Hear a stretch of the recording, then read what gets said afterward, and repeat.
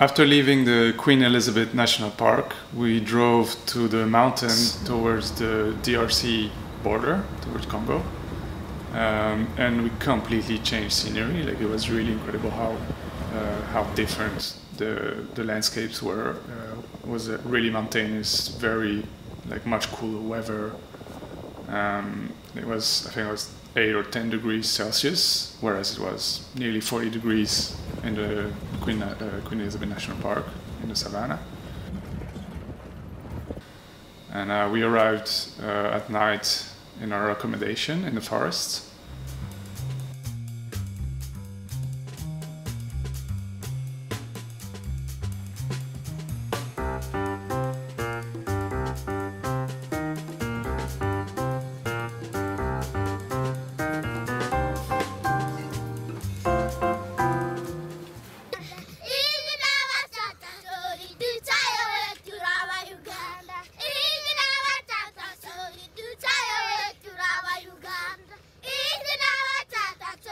So in the morning we woke up and we got to the meeting point where everyone got their permits checked for the gorilla trekking. So there were about maybe 100 people, 100 tourists from all around the world actually. And if you didn't have a permit, you would be rejected. So that's a really important thing to have. Then and you need to book your permits a long time in advance because they're very limited. Yeah, there's a limited number of people that can go do the trek every day, just for the gorillas conservation. Before leaving, there was a ceremony by the Batwa community. So the Batwa, you'll see more about it in the next video because we're going to do a video specific on the Batwa in the next video.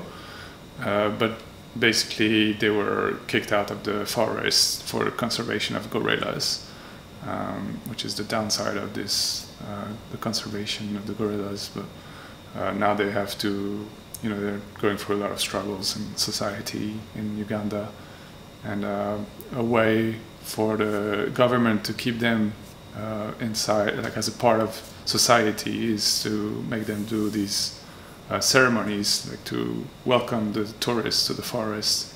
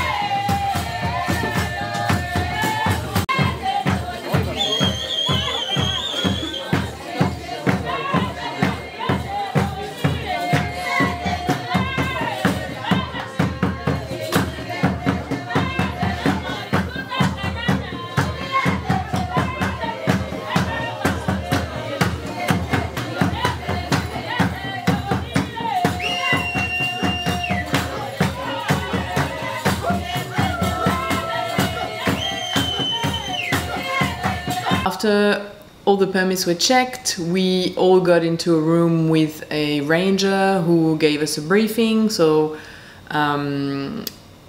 what to do, what not to do, what to expect. And then we got put into groups. So they asked us what level of fitness we had, and we could choose, if we wanted an easy trek, medium, difficult, like what we were happy with. And then we were put into 6 to 8 people groups.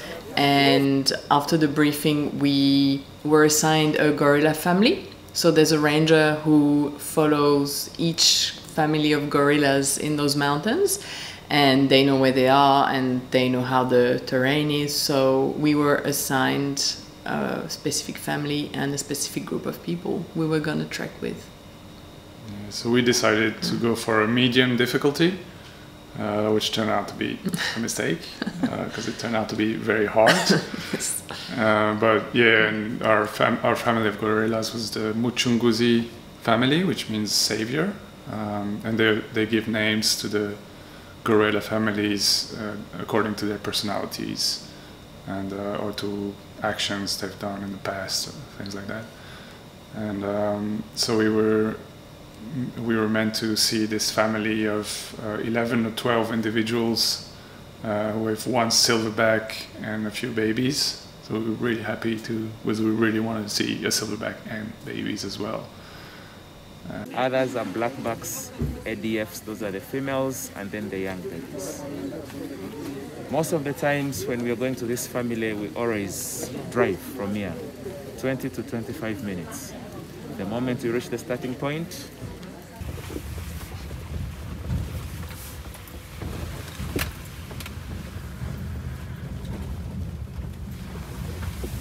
So we were assigned one guide and 3 armed rangers to protect the gorillas, and we started the trek. So it was the 2 of us and another 3 people. We started the trek and we were going up the mountain, and our guide was in touch with the ranger who follows this specific family of gorillas.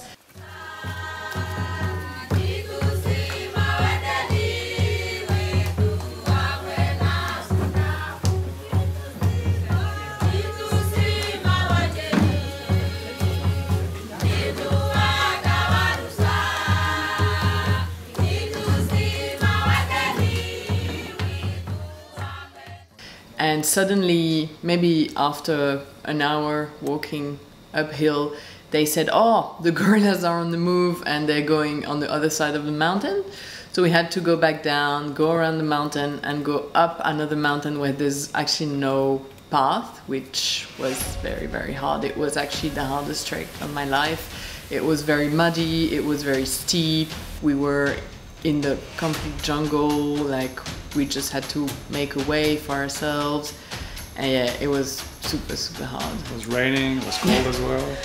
Yeah, so very hard. Yeah, it was. So it actually went from medium difficulty to like crazy extreme difficulty, which wasn't anyone's fault. It was just because the gorillas moved at some point. It was their fault. Yes. After 4 hours of slipping on our butts in the mud and just struggling so much, we ended up near the gorilla family and spotting them. We had to wear our masks because it was during like kind of the end of COVID, but there was still some COVID around, so they were scared that we would, transmit diseases or stuff like that to the gorillas, because they're so close to us in their DNA. Like, so many of the diseases are possible to transmit from one to another. And we also had to do PCR tests before doing the treks.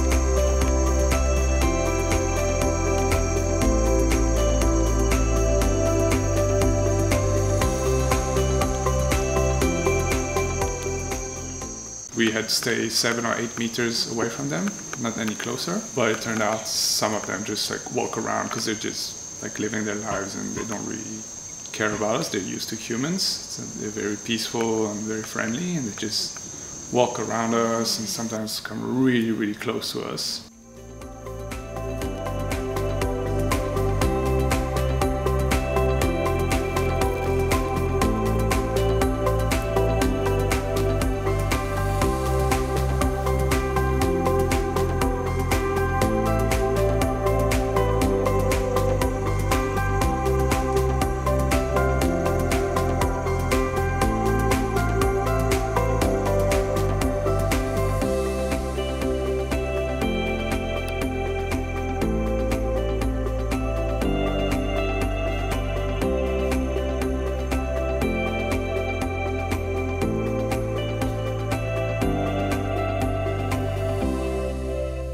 Then we got to spend 1 hour with them, which seemed like a few minutes because it really went really fast. But it will be an unforgivable experience for sure.